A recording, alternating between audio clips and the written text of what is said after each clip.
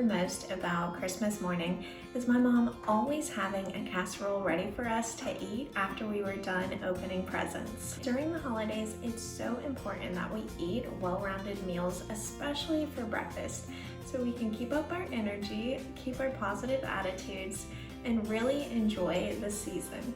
Our recipe today is a spinach, mushroom, and Swiss Strata.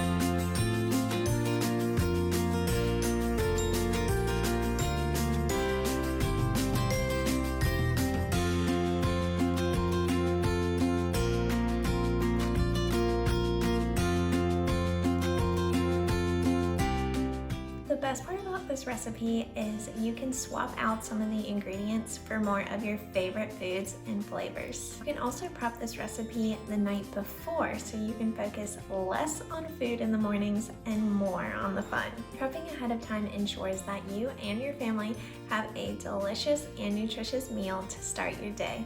I hope you have a safe and happy holiday season, and I look forward to bringing you more recipes in 2021.